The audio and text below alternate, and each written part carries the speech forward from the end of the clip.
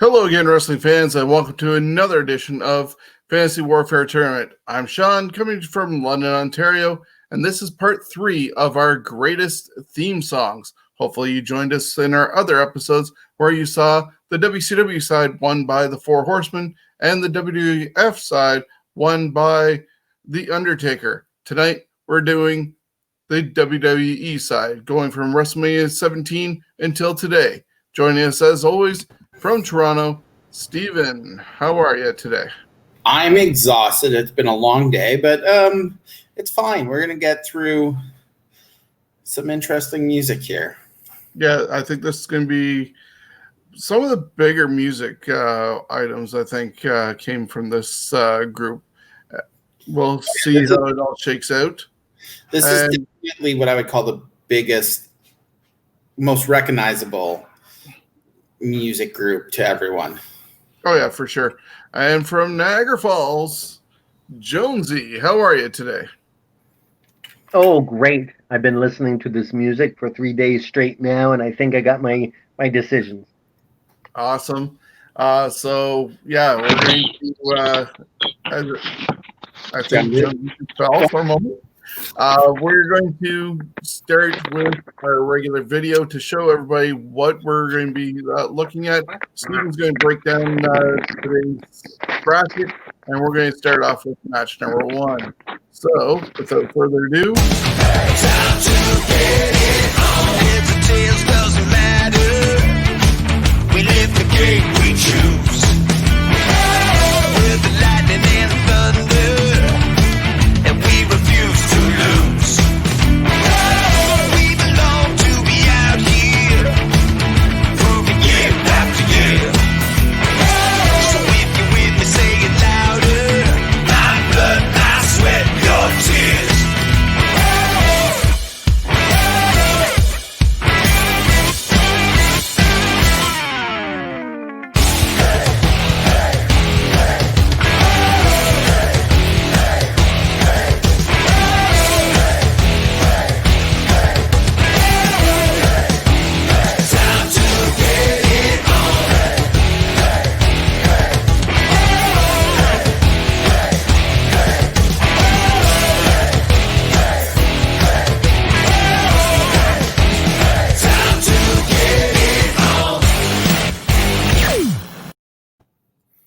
Well, as you just saw, this was a very interesting bracket.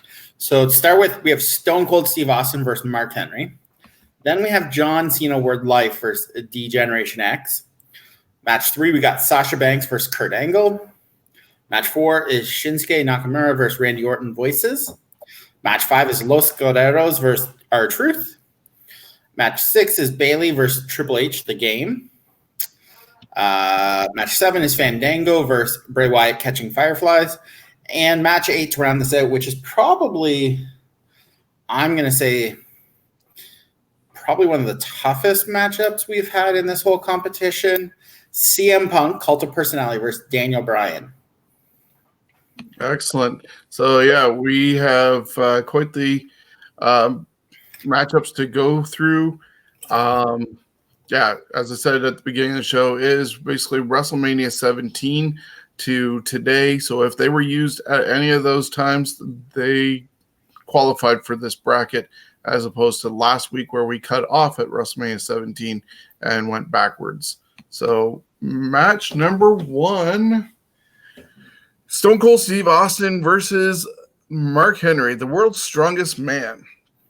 You got Stone Cold Steve Austin, who was basically a mid-carder in WCW, unfortunately. Couldn't get any traction, maybe because of the main event scene. I personally loved him when he was with the Dangerous Alliance. His teaming with Brian Pillman was awesome. Unfortunately, got too popular that they had to break them up type deal. He went through the Stud Stable, got injured, got FedExed by Eric Bischoff, his release from WCW, went to ECW, really pissed off at the world, and that definitely caught WWE with that, and they brought him in, but they stuck him with this stupid ringmaster gimmick. yes, he was technically sound as anybody. His matches with Ricky Steamboat and WCW were amazing. The main event in my case to watch. But teaming him with Ted DiBiase and giving ringmaster gimmick kind of didn't work for him. He had his hair buzzed, no goatee. They gave him the $1 million championship. It wasn't going anywhere fast. He unfortunately slipped, and he was supposed to be one of the final four in the Royal Rumble. I believe it was in '96. But when Rikishi threw him over, he slipped, and that was the end of that story. But he was able to overcome a lot of stuff. He wasn't overly happy with the ringmaster gimmick. They got in the feud with Savio Vega, where he ended up putting the services of Ted DiBiase on line. Ted was leaving anyway, so that's how they wrote him out. He was able to drop the ringmaster gimmick. He wanted something that was going to be remembered. It's something ice cold, a killer, and they gave him so many gimmick ideas, and it was his wife who came up with Stone Cold. And that's when the music changed as well. Instead of just some generic music that he had with Ted DiBiase, he had him, and I think even Ted's own music was used as well. This had Steve Austin's signature song to it. The glass breaking.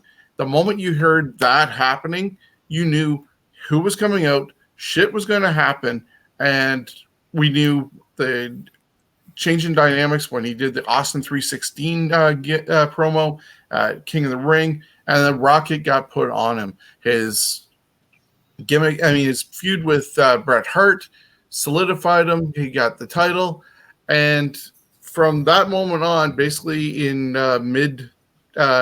was it 96 until even today, that glass breaks, you know what's going to happen. You know Steve's coming out. There's going to be beer bash. Somebody's getting a stunner. And that's where the crowd picks up. Unfortunately, his last appearance on Raw, it was in front of nobody, so it kind of fell flat. But you still get up for that. So Stone Cold Steve Austin's theme song, as I said, has the glass breaking, and then you hear dun dun dun dun dun dun dun dun dun dun dun dun, dun, and it just keeps building. And as I said, it's really good. Mark Henry, this one is somebody's going to get broken or something like that. Somebody's going to die. This was after he got through the. Obviously, he was an Olympic weightlifter, but then he got put in with the Nation. The Nation broke up. He was doing Sexual Chocolate. He did another heel gimmick afterwards, but I believe this one came at the same time, about 2002-ish, when he was with Teddy Long, and they were doing a heel African-American stable, and just he came out as a badass. And I don't think he changed music afterwards for the rest of his career, but it totally fit how he presented himself, and just big. He had strongman competitions. He was bending frying pans. Really great when he turned heel on John Cena wearing that salmon coat. Everybody remembers. And I think he even wore it or brought it out for his Hall of Fame induction. Mark Henry's a guy that, on first glance, I wouldn't have thought anything of him, but he definitely got a 20-year career out of mediocrity in a way when it started, but it worked out for him. When I'm thinking about these two songs, going with what you usually do, Steven, and who you think of when it comes out, it's got to be Stone Cold all the way. Steven? Oh, this one was easy for me.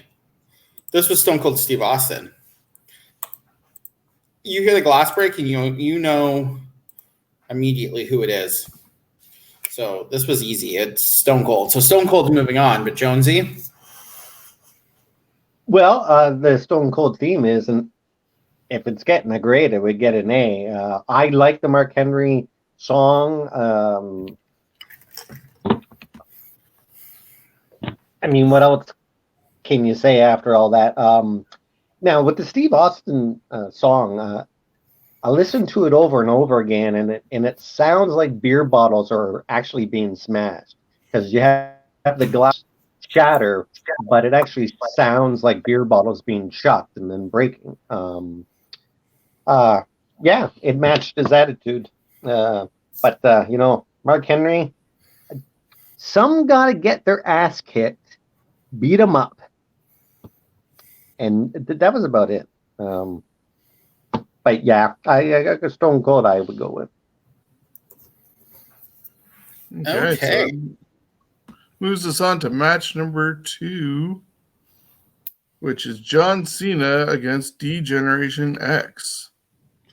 So both fit the character. Unfortunately, Word Life, I don't think stayed around that long. I feel like it was only around for a couple years. I feel it fit the thug gimmick to start with, but then WWE decided to make him a good guy, a face, and they gave him, what the hell music does he have now? Some generic rap song, isn't it? You can't see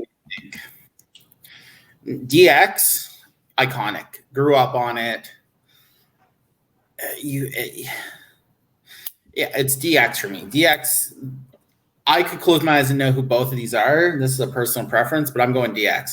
DX just, you knew something was going to go down when that music hit. So I'm going DX.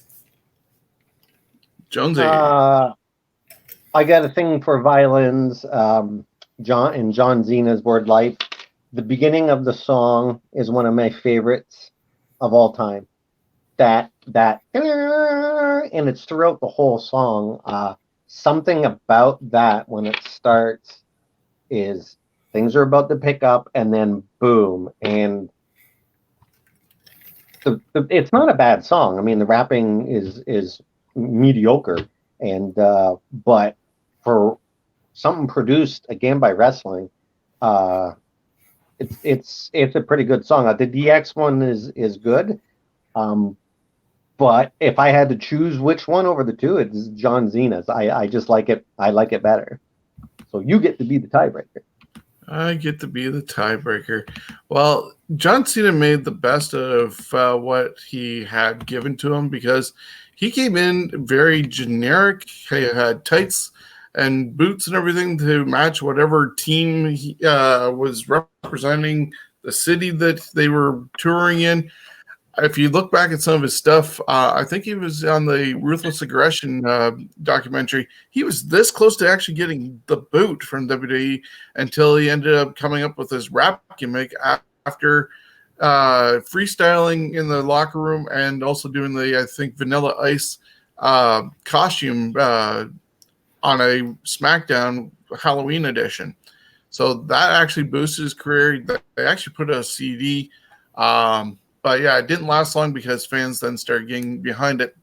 I think he was actually supposed to also do a rap battle off at a WrestleMania against a known rap artist. I can't think of who it is at the moment, but that got canned.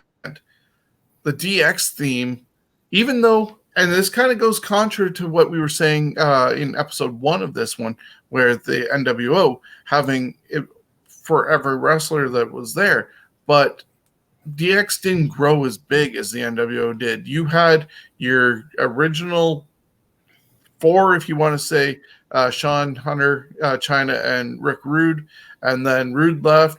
And then when Shawn left, they added Waltman and the New Age Outlaws. And that was it, basically. Because I really don't count Tori as being a member and stuff like that too well. But they kept it close. They even had the band who sang the song show up at WrestleMania and perform it live. So when you think of it between the two, plus the resurrections of DX all of the other times, even the comedy version that Shawn and Triple H did when Shawn came back, I think 04-ish after they feuded, that song has lasted. You put it on today in an arena with fans, and they're going to pop huge for the DX theme song. I think they even popped huge in Saudi Arabia God forbid you ring the bell, but at least the entrances for the Brothers of Destruction and DX were at least worth the price of watching or listening to their entrances. And so I got to go with DX. DX is going to move on with a 2-1 victory. I've been crushed. Moving on. Sorry. Moving on to match number 3, we have the Boss, Sasha Banks, taking on the Olympic hero, Kurt Angle. Now with the Sasha Banks song, "The Sky's the Limit," I'm not sure if I'm saying it right. I feel that this song is in the category of like an anthem style song. It's got that sound that bands, that's their song, and that's what this feels like. It feels like an important song. It has great build up to the vocals, and that's where then the song picks up the energy. It's I like the song. I don't really actually hear it a lot because I don't watch a lot of the WWE stuff in the last like 5 years, but I do like the song. The Kurt Angle one, I mean, it's been around for a long time, and it wasn't owned by anyone until Kurt Angle got a hold of it. I mean, the Patriot had it, and I think there was someone else, but it fit him. It was, that song is Kurt Angle. The way that he comes out to it, the added fireworks later, and just the song, and the fact that the fans decided to add their own piece to it, it just made it that much better. And Angle made the character work with the fact that the fans would tell him he sucked, but it worked. I think the song, it's one of the good ones that's hung around for a while, and I think it would have sounded better if it wasn't a drum machine, because it's painfully obvious it's a drum machine. But Kurt Angle gets mine on that one, because that song, it's good. And again, it's a song that is somewhat generic, but a character can add their own flair to it. And pyro. Yeah, I'm actually really happy that when we started doing the list of who were going to be contenders and for consideration, that we did put in at least a couple females. In this case, it was Sasha and Bailey. Sasha has some really good music. It sets the tone for who she is. She works way better when she's a heel. I don't know what they're doing right now with making her the victim and the face in this whole thing that they're leading up to with Bailey coming up. But Sasha's music definitely fits her. I think the updated, newer version of the song actually has her cousin Snoop Dogg doing some rapping with her on it. But we got the original version. And then you have Kurt Angle, Olympic hero. It was used for, as you said, the Patriot. I believe it was also used for Alex the Pug Porto, another Olympian. I think he was a bobsledder or something like that. But he inherited music that was used by others. For them, it set their tone of being, well, in this case, obviously a Patriot, but it set the tone of it being sort of a regal, superhero-ish type thing. Kurt gets it, and he goes over the top with it, because he should have been white meat babyface, being the Olympic gold medal winner who won the medal with a freaking broken neck, and people turned on him, much like they did The Rock for being a white meat babyface. But he played it so well, and when everybody started chanting "You suck," he let it continue. Even as a face, they were chanting "You suck" still to it. His Hall of Fame induction speech, when they brought him back, fans were doing that at the Hall of Fame. It has a lasting impression, and I wouldn't see anybody else being able to inherit that song ever again. I have to go with Kurt Angle as well. Steven, is it a sweep? No. I actually find the Kurt Angle theme boring. Again, like we've talked about, it's been used for other people. It could be used for someone else now. Sasha Banks' theme is specific for her. I just find that the Kurt Angle theme, the Patriots used it. Someone else has used it. I'm sure eventually if they sign another Olympic person, they'll get the music and just update it a little bit. It's just, to me, it's just very, anyone could have had that theme. So, and Sasha Banks is specific for her and her character. So you're not getting this. There's no sweep on this. It's my vote goes to Sasha Banks. Yeah, and you were one of the people who definitely suggested her being in this tournament. So I'm a huge Sasha Banks fan. Oh yeah, she could have been against somebody else, and I guarantee you she would have advanced. There's at least a handful that I could see her definitely going over. In my opinion, though, unfortunately, she got Kurt Angle, which takes us to match number 4. And that has us with the artist, Shinsuke Nakamura, taking on the Viper, Randy Orton. Shinsuke Nakamura spent a lot of time in New Japan. He became a huge star there. Multiple time IWGP champion, Intercontinental champion, Intercontinental as well that they have over there. And just became a huge name.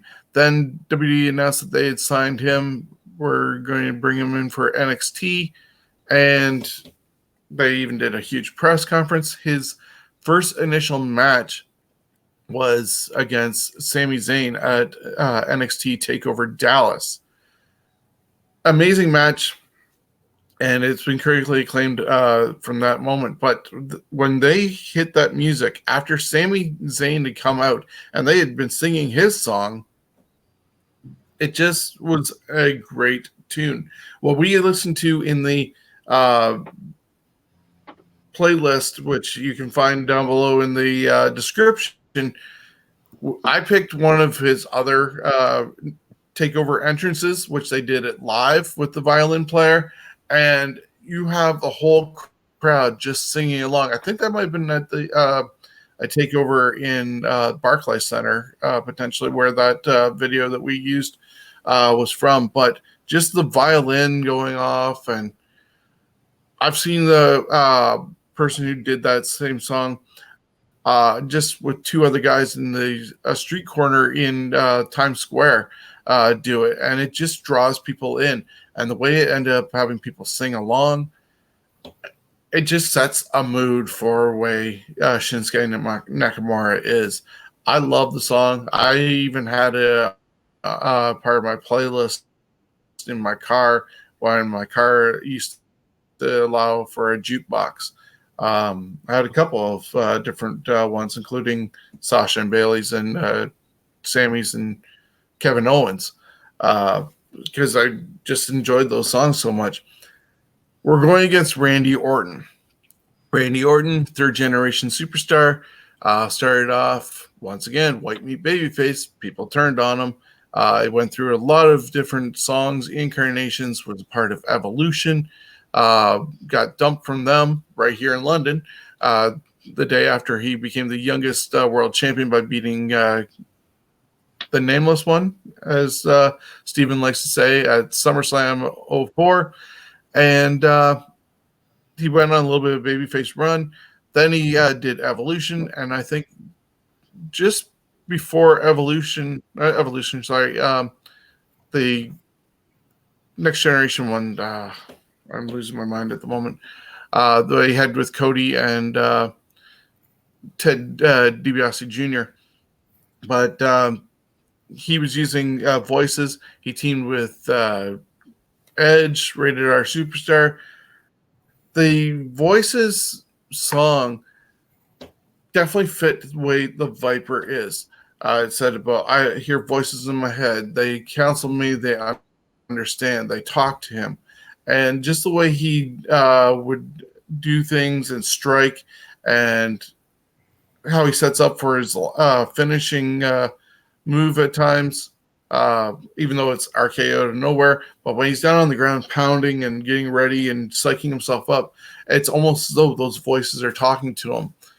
I don't find that the song, though, does a lot for his entrance and presentation, which I also like to look at how it reflects on that. I definitely think it describes Randy Orton really well, and does great for him in that regards. But Shinsuke Nakamura, just as I said, that video that we saw, his entrance, people sang along to a song that has no words to it. I love it, and I'm going with Nakamura. Steve? I'm going Randy Orton. I think Orton's music fits. It's specifically for Randy Orton. I find Shinsuke Nakamura's music could have been for anyone. Like, there's nothing that makes me that could only be for Shinsuke. So I'm going Randy Orton. Jonesy, you get to split this. This one actually is a hard one. I like both songs. And Nakamura is so good at doing an entrance, and this song just makes it that much better.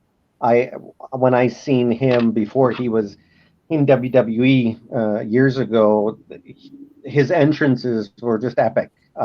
He just oozes showmanship when he goes down to that ring, and all his mannerisms. It astonishes me watching it. It's like watching my favorite dance. It's just, sometimes it's better than the match just because of the aura that it creates. The Randy Orton song, I like the song. I think it does stuff for him. It sets kind of that uneasy mood. I mean, it's a good song, and it's a Jim Johnson song, another Jim Johnson. And in fact, I think we need to maybe once we get down to the final four, do a little excerpt on Jim Johnson, because he's coming up again with a whole bunch of songs that are great. But the Nakamura song, as a song and the entrance, it's so good. For me, it's Nakamura. Okay. So 2-1 victory for Shinsuke over Randy Orton, leading us to match number 5, Los Guerreros taking on R-Truth. Well, let's get real. Am I going to vote for... I don't like the R-Truth song at all. We'll push this different. I find it boring. The rap is okay. Just not a big fan of it. Los Guerreros, not a great fan of this song either. I'm only going Los Guerreros because I don't like R-Truth. So, Jonesy, you get to go. This one's a hard one because they're both not that great of songs. They're not that great of songs. I do like the fact that the R-Truth one is he actually does the rapping stuff there live. He gets the fans into it. It's a great entrance for him. I think he deserves a much better entrance than that. But the Los Guerreros one, I don't. It's generic. I don't think there's much to it. The video is entertaining, and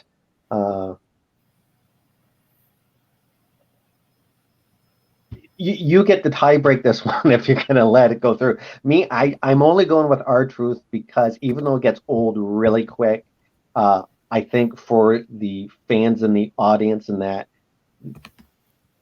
they're getting what they pay for, and interaction with some of the kids, and so that's why R-Truth gets it for me.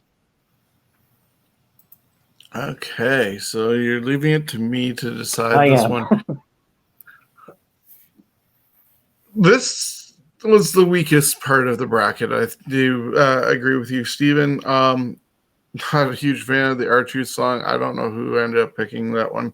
I think I do. Los Guerreros, I love that song. I think I was the one who ended up putting it in here. Just the whole entrance in itself, because you need Eddie and Chavo doing the entrance in the lowrider, and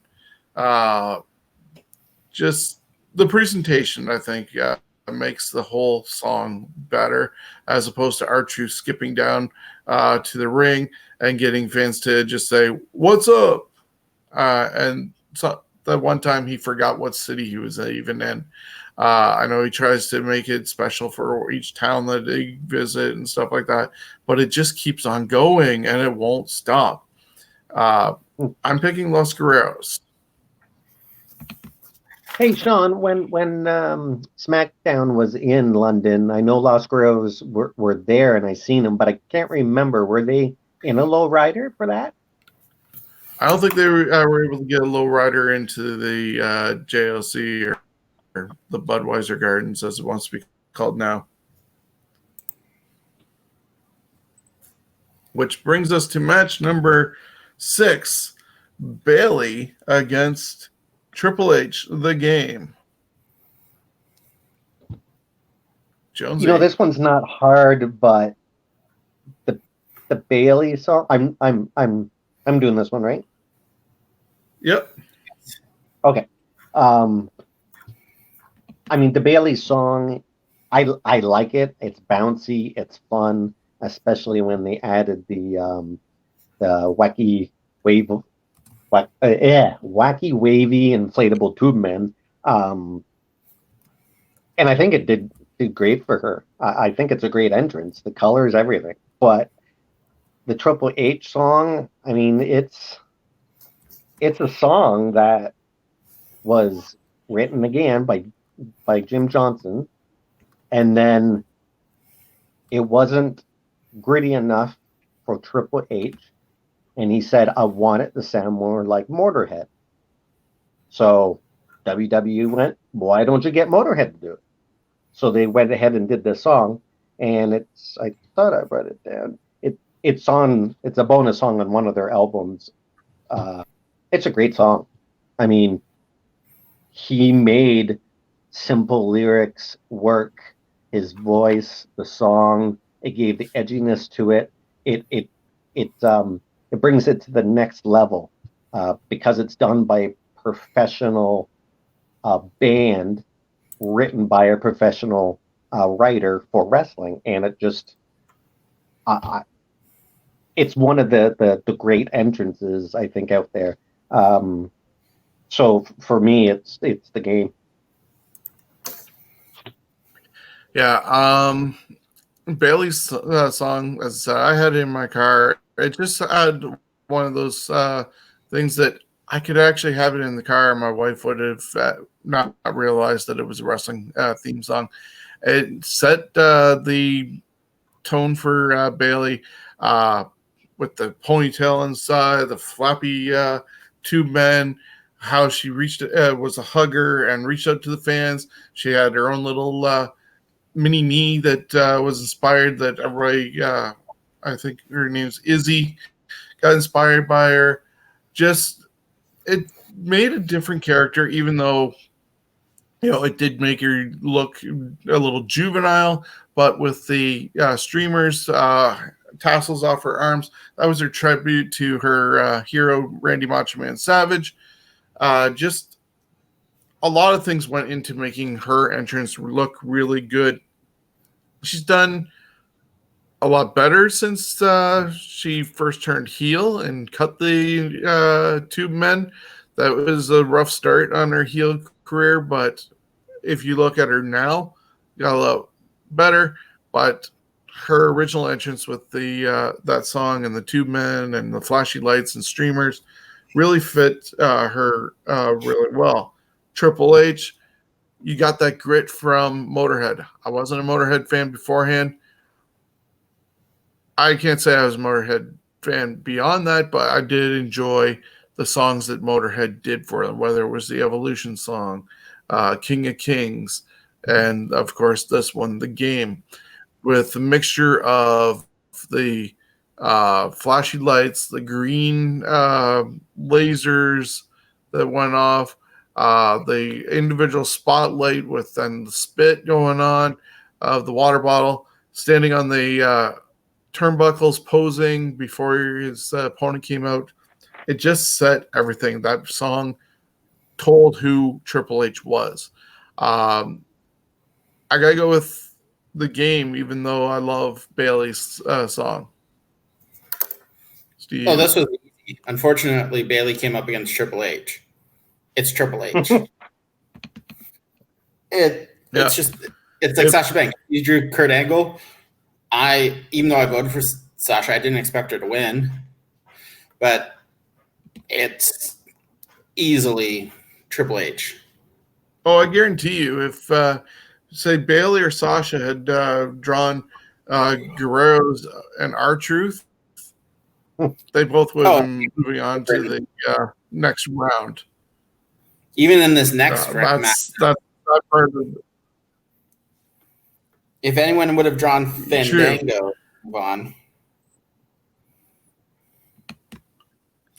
Well, that brings me to Fandango. Johnny Curtis. He started off in the Indies, made his way through the Florida area, got picked up by FCW, Florida Championship Wrestling. It turned into NXT eventually, but he was also on, I think, season 4 of NXT when it was a competition show. He won that one, but got brought up to SmackDown, got destroyed. I think it was by Kane or Mark Henry, one of the two, and magically reappeared in season 5 of NXT. They were still sort of doing the competition, but it wasn't competition, but they were just using a little core. They were doing storylines.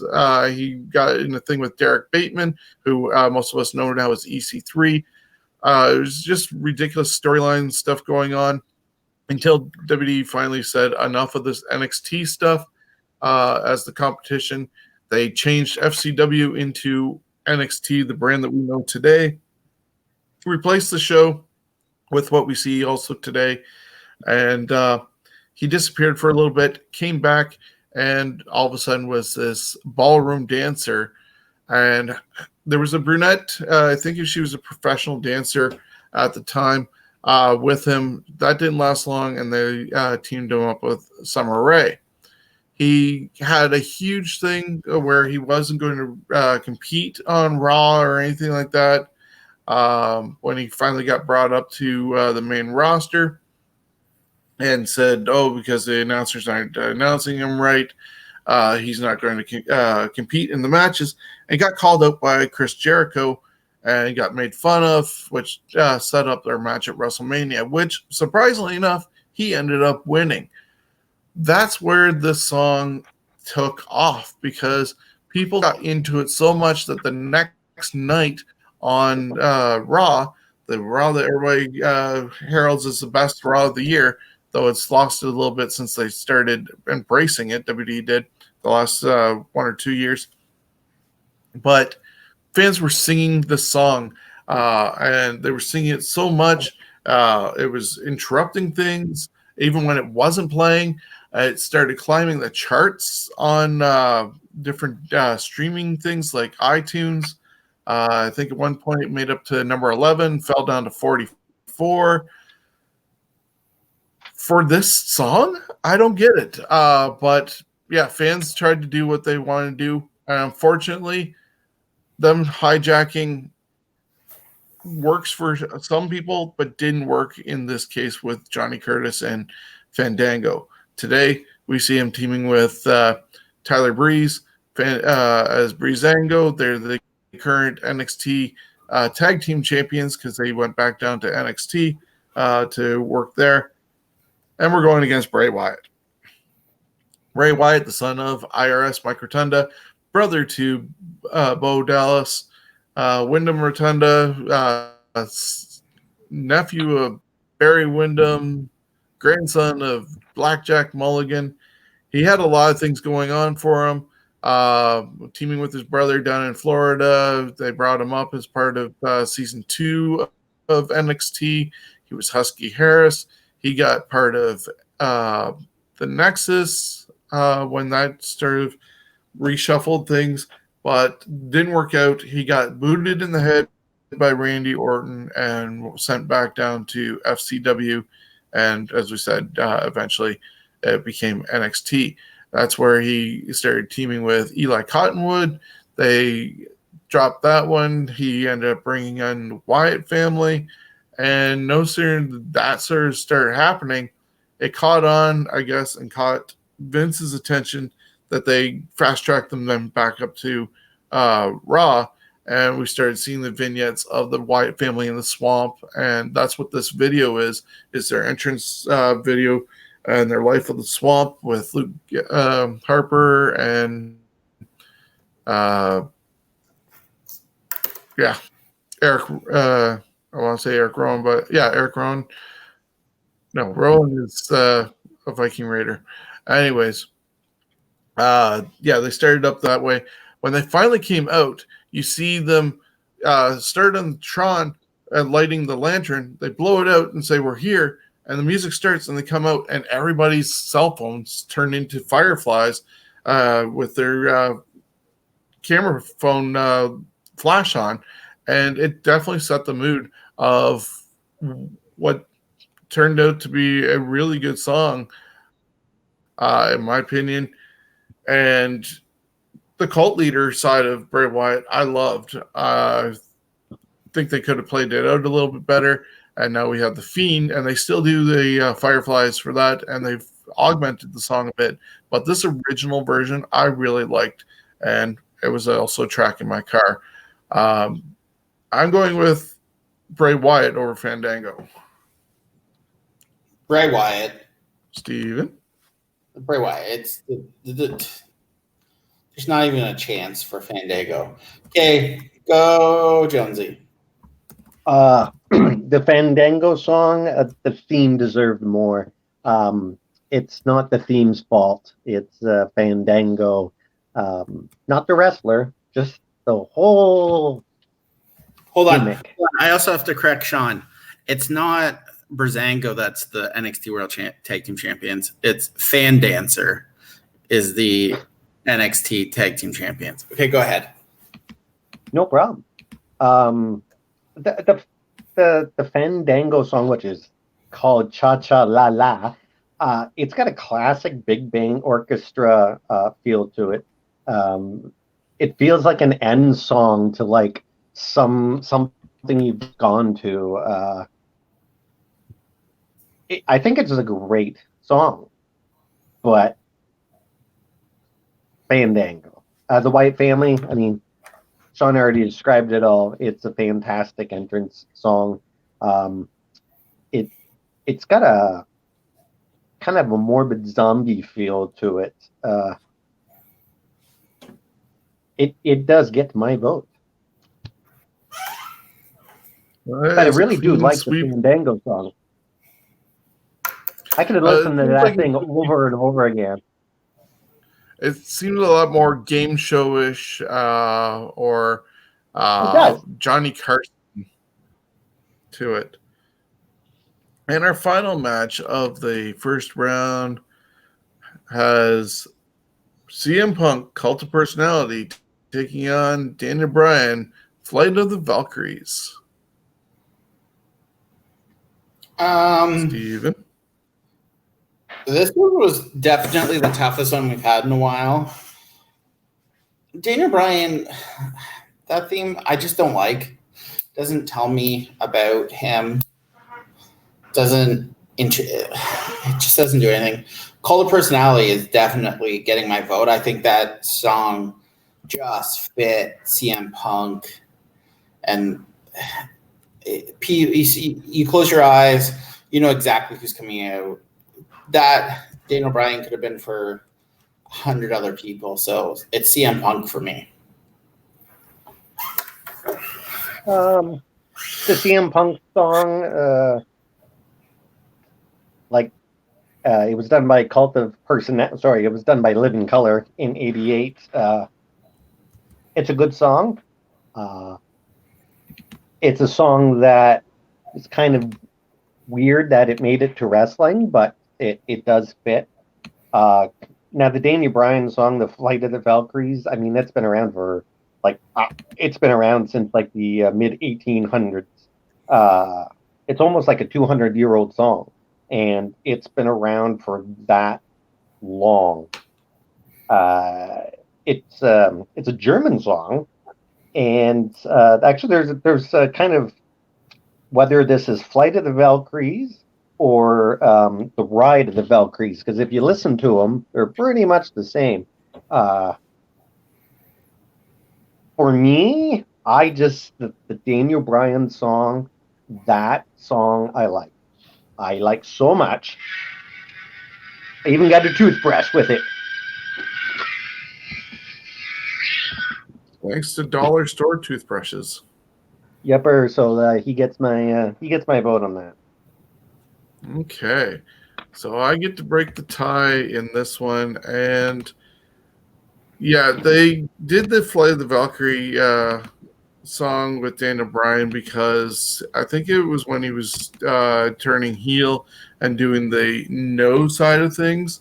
I don't think he did it in the original yes chants that was going on. So he did it trying to get people to not like him and all that, and it didn't work.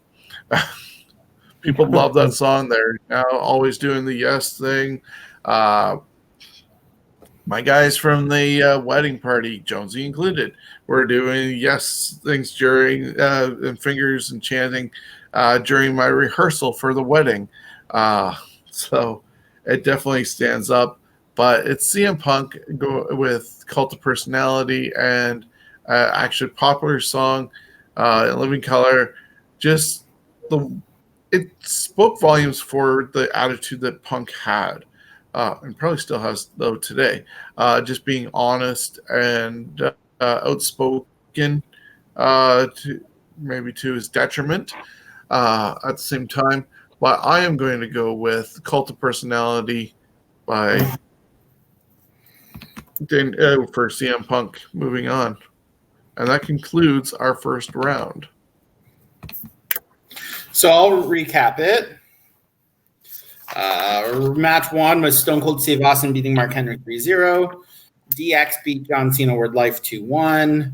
Kurt Angle beat Sasha Banks 2-1. Shinsuke Nakamura beat Voices Randy Orton 2-1. Los Guerreros beat R-Truth 2-1. The Game Triple H beat Bayley 3-0. Bray Wyatt beat Fandango 3-0. CM Punk beat Daniel Bryan 2-1. So second round matchups are Stone Cold Steve Austin versus DX. Kurt Angle versus Shinsuke Nakamura. Los Guerreros versus Triple H. Bray Wyatt versus CM Punk. Was there anything surprising in the first round, guys? Not overly, I don't think. I saw a lot of them go through. The Los Guerreros R-Truth matchup could have gone either way because it was the weakest part of the bracket. Sad, as I said earlier, for Sasha and Bayley with who they ended up drawing, but it is a random draw, so gotta go with what happens. Jones? The CM Punk Daniel Bryan one.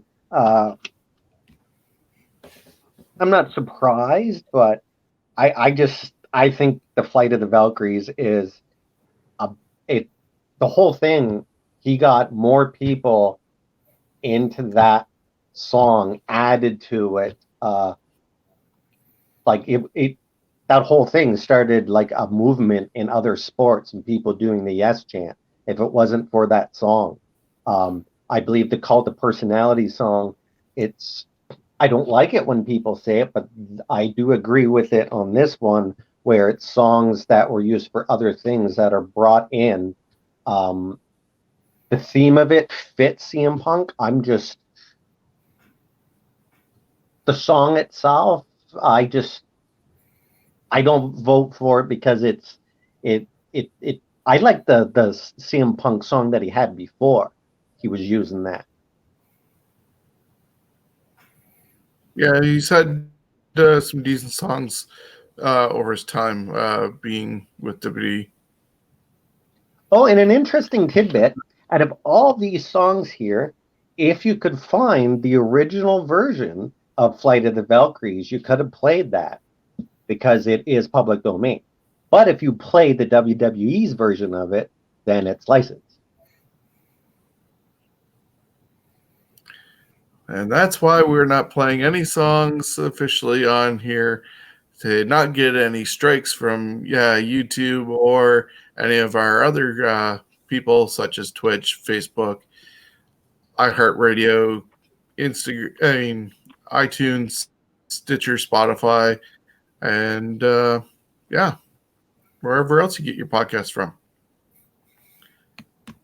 So we move on to round number 2, and Jonesy gets to start us off with Stone Cold Steve Austin taking on D-Generation X. I'm not sure if I have a bias in this category or not, because you know what, I wasn't a huge fan of DX. I liked them, but the song, I think it was just because it was different at the time for me, and the choices that I like in music, some of the noises in that song is just annoying. It's a great song, mind you, but the Steve Austin song, it's simpler though. Like, it pales in comparison to the work it would have taken to develop this DX song versus the Stone Cold, as far as you hear it, because the Stone Cold it's a very simple song, but it's effective. So I'm kind of like, I don't know which one to pick on this side, or which one's better. I'm gonna have to go with Steve Austin on it because of his entrance. Both entrances were good, but Steve Austin at the time had a great entrance, and then when they continued to play the song at the end with the beers, it was like seeing Hulk Hogan all over again, except Hogan's doing cool stuff now instead of just parading around in the ring doing this shit. Some funny stuff happened during. You got like extra stuff after the match because of that whole song that they play and how he go with it. So for me, Stone Cold gets it on the fact that the song and seeing it together, it just blends better, I think. So for me, it's Stone Cold Steve Austin. This one is a tough call for myself also, because when I first finally started going to live events in '96 when I moved up to Toronto, because they were happening more often there, the first items I bought were both Stone Cold Steve Austin 316 shirt and a D-Generation X shirt at the same event. So I was like, oh, what do you do? I had the hats for both of them. I had the T-shirts for both of them. I had the jerseys for both of them. Those two were 1A, 1B, basically. Especially with Shawn Michaels' involvement. Triple H then became a favorite because of the DX connection. But the moment you hear the glass break, coming out to the ring, just the bad mother that's going on with the walk, the beer bash afterwards. I think of what you were saying with the regards to Hulk Hogan. It made me think of what they say on Something to Wrestle With. Hogan always ended shows because Hogan must pose, was the attitude and idea going on when Hogan was there. In this case, Austin must drink and hit stunners. So that's how they ended shows. Even when DX was there, you would see that, and if they collided with each other and were sharing the ring at the same time to end the show, they were always playing Steve's song. So I'm going to go with Steven. Your thoughts? Well, I had DX winning, so I was outvoted 2-1 here. I'm glad I didn't have to do the tiebreaker. So I mean, I just like that music better. I just found I love the Stone Cold Steve Austin because you knew something. He was going to kick some ass and hit a stunner and drink some beer, but I just like the DX music better. It's just a personal preference. So now we've got Shinsuke versus Kurt Angle. yeah, both of these songs do not have any words to them by how they were written, but the fans took it upon themselves to add "You Suck" with Kurt's song, and fans took it upon themselves to sing the whole song for Nakamura. As you said earlier, both these songs could have gone to either anybody. So I think you're going to have a hard time possibly choosing between them, Steven. But they did American Patriots. They did the athletic outside heroes before Kurt came. They did them after Kurt came. Shinsuke Nakamura was something different. Not often. Oh, we just lost Jonesy for a moment. There he comes back in. Not often did you have WWE doing a big push for a talent from Japan. When they did, they were possibly a joke. Look at Yamaguchi-san and Kai and Tai. Hirohito, who didn't last because he then turned into I can't remember his name. That's how memorable he is. Even bringing back Matt Bloom as Tenzan didn't last long. Doing Shinsuke Nakamura and pushing him like they did, this song fits perfectly and made him a star coming into WWE. So I'm going to go with Nakamura. Oh, I'm picking Nakamura. I would much rather listen to the Nakamura song. So, Jonesy? I'm looking at. Oh yeah, okay. There I am. Yeah. So what is it now? Is it tied or did someone already win?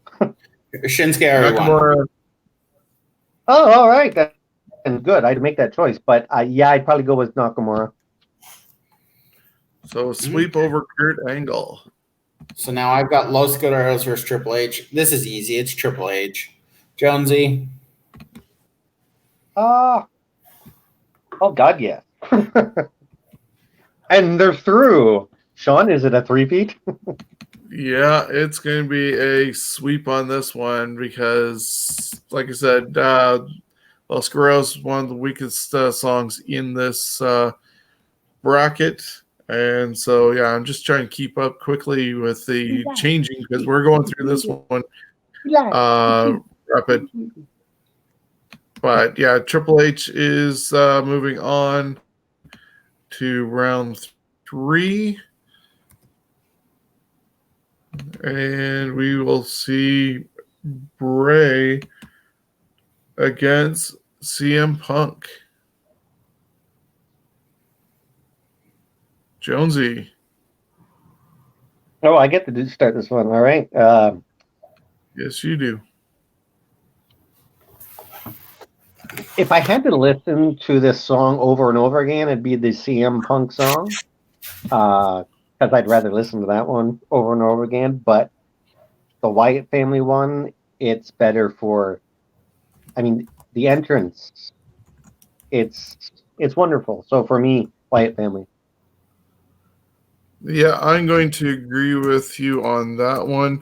Just the whole entrance and it's the tone that it's set was what definitely has me picking it to go into the semifinals.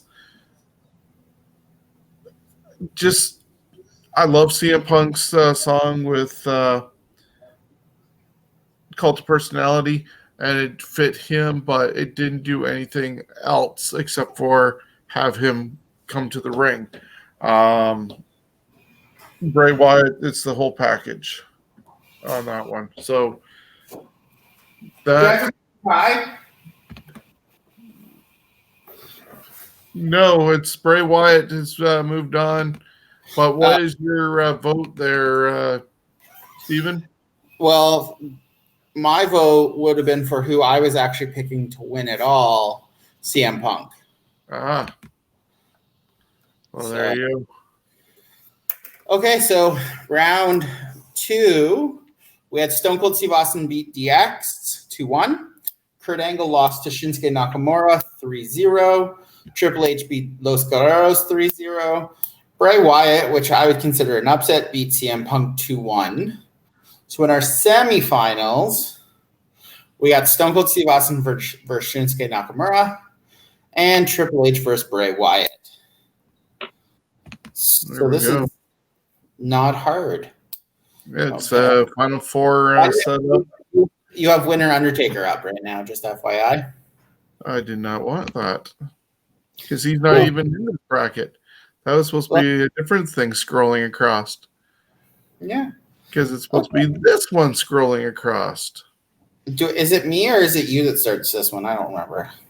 I start this one. And we have Stone Cold Steve Austin and Shinsuke Nakamura. A lot of tone is set on this one, where how they come into the ring and get to their matches afterwards. But I don't see anything special about Shinsuke's after his win, as opposed to what we said with Steve's. It sets the tone. People end up leaving. There's the beer bash afterwards that has sometimes gone a half hour or more after an event has ended. So in my case, I am definitely going with Stone Cold Steve Austin to go to the finals. I'm picking Stone Cold.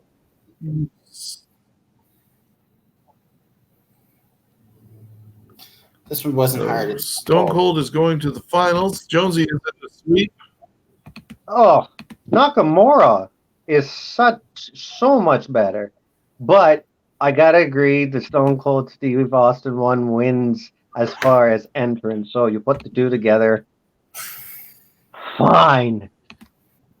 It is a clean sweep, even though I don't want to vote for Steve Austin, but I will. And that brings us to our final, our other semifinal, which has Triple H taking on the Wyatt family. I've got Triple H winning this one. I just think it's a better theme song. It tells you exactly who's coming out, so Triple H. Jonesy? Yeah. Triple H.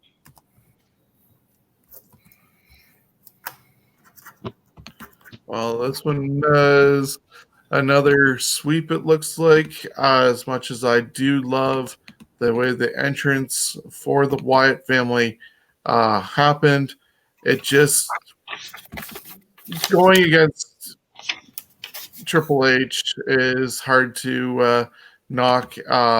It's one person. You knew who it was people were calling him the Game for years.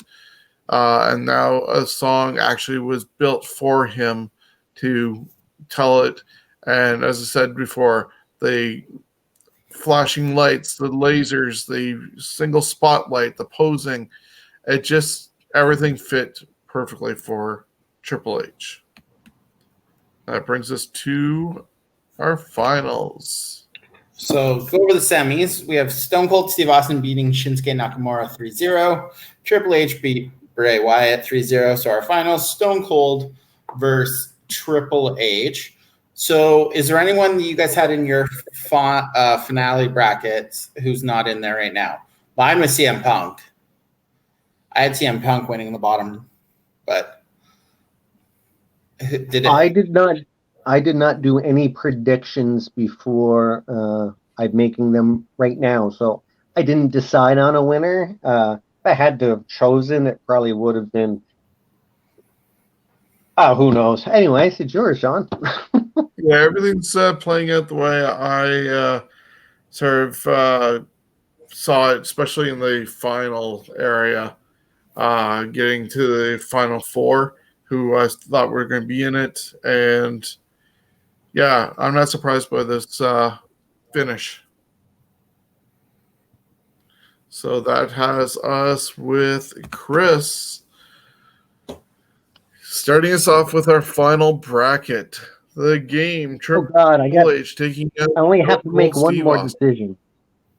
One more decision. That's now, this is an important one. I know I've seen winner the of this Stone. to the finals.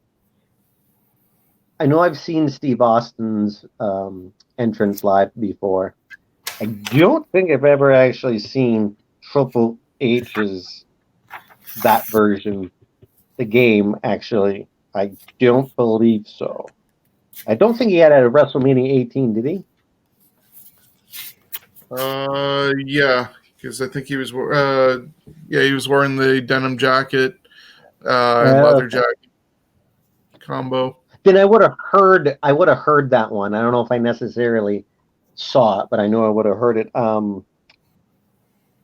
I have to go with the Triple H on this one. I mean, the Stone Cold Steve Austin one is great, but the evolution of Triple H, and until this came out, I agree that I didn't think he was a main eventer nor a champion, like a world champion, until he hit this persona.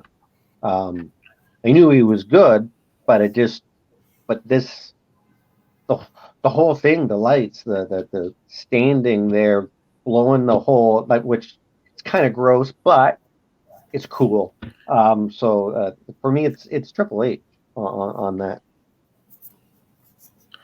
Yeah, they made fun of his entrance in this COVID era in doing this entrance thing. He had this bottle of water, and they had a stagehand quickly take it away from him, even though there was nobody in the performance center. But they were making fun of his current situation. As I said a little while ago, in the beginning of the second round, the first merchandise I ever bought was Austin and DX. They're both part of it, but Austin individually, I have to go with him. And so Steven is going to be our tiebreaker.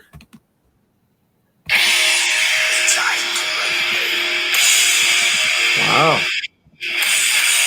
Time to play the game!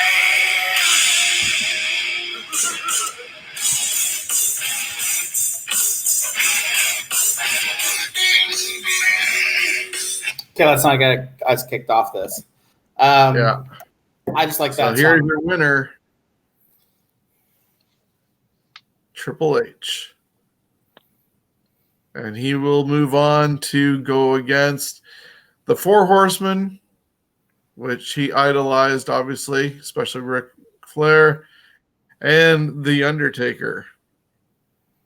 We got And quite the... He'll get to face the winner. Our last group is by mismatch with a bunch of, I think, 8 TNA Impact Wrestling themes, along with some themes that didn't make it into our mix of the last 3 weeks. I'm going to show a video. Hopefully it's going to play properly. And Steven, you can break down what we're going to do and we'll get out of here.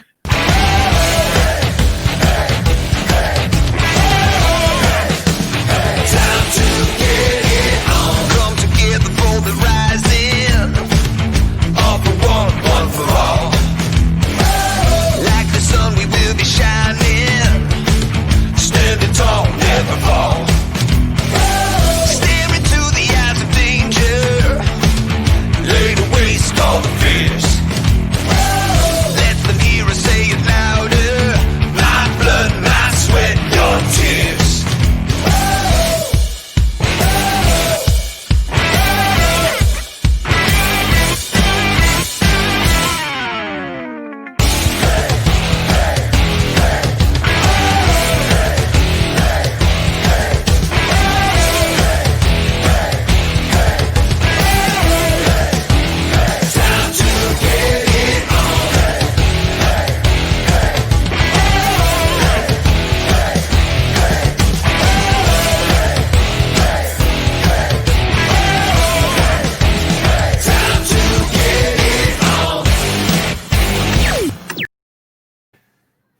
So as you saw, next week's and final round of the wild card is going to be the Beautiful People versus Johnny B. Bad, Aces and Eights versus Ravishing Rick Rude, which I think was the WWF version. Yes.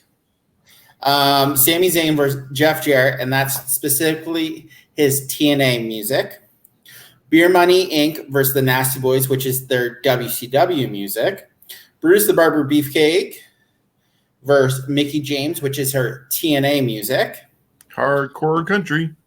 Which is, I actually really like it because I nominated that one. The Motor City Machine Guns versus Bobby Roode, which I don't remember if that's the which WWE. one. WWE. Glorious. Hulk Hogan, Real American, or is it American Made? I think American Made. Yep. which is his WCW versus LAX. American made. Yeah, I remember that stupid. And then you have Abyss versus the Honky Tonk Man. Is there anything? I know Shawn. Well, when we nominated him, we were originally talking about doing this as a completely TNA music. We determined they don't know how to do music, so we determined we would rather slit our wrists than do TNA because they didn't have enough. A few of them I kind of pushed for some TNA because they did have some. I really like the Beautiful People. I really like Jeff Jarrett's TNA. I really like Mickie James' Hardcore Country. LAX I really like because I think that stands out. Abyss, I love the Abyss music. Ace and Eights, it's a catchy song. I don't remember why I put the Motor City Machine Guns, but I'm sure there was a reason. Yeah, I think I still have to make the playlist for us to listen to. So No, we already have it. You already sent it to us. Oh, okay. I remember it. So yeah, so there's some interesting TNA songs in there because I feel like TNA didn't have 16 that we could do their own, but they definitely had some that we could add. So I'm interested to see who wins this because I've already picked mine. But so yeah, is there anything standing out, guys? Do you remember any of the TNA songs? Or is there any that stand out that you've listened to that we added? Definitely Beautiful People and Mickie James. I can't get into the Jeff Jarrett theme at all.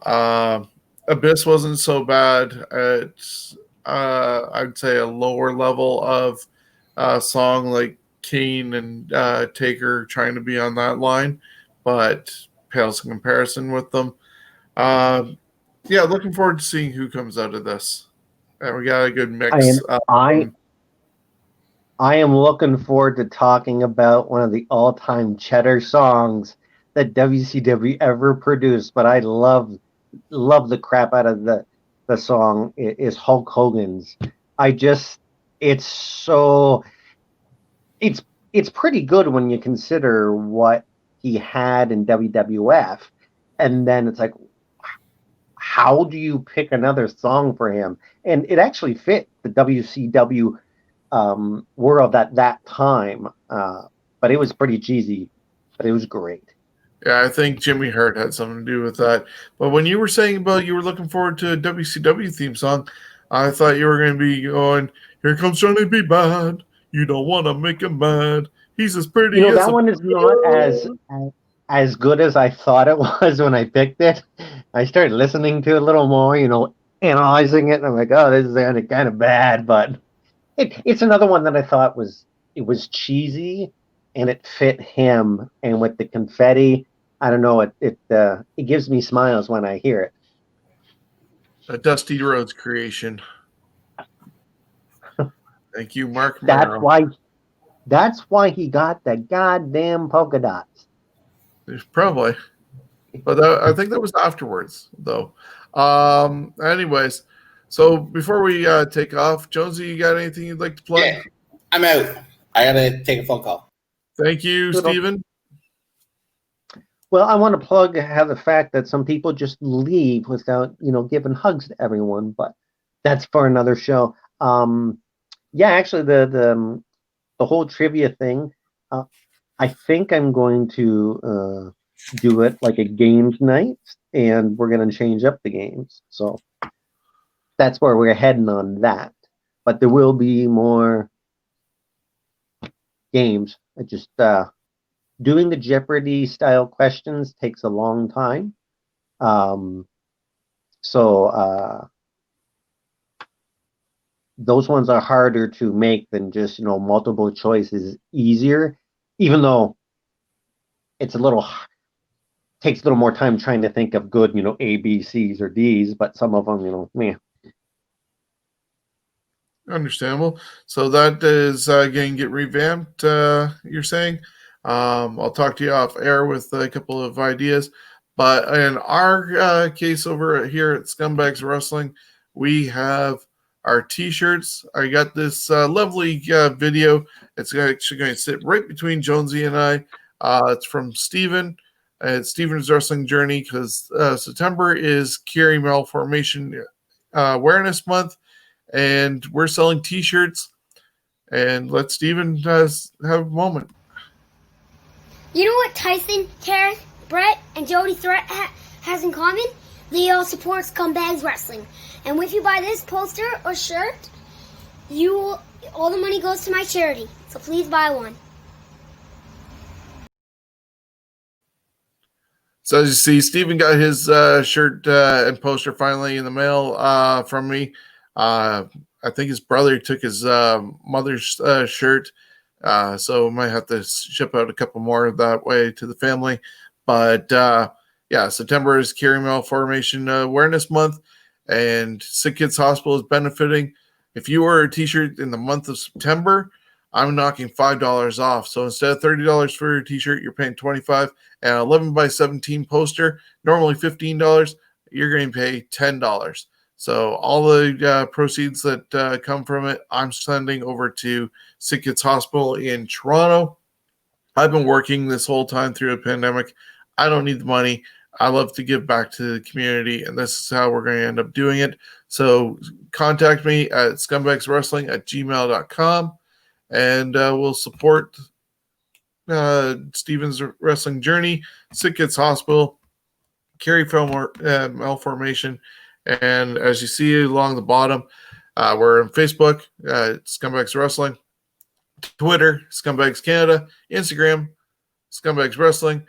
Use hashtag Scumbags Podcast, FWT, or hashtag Fantasy Warfare Tournament.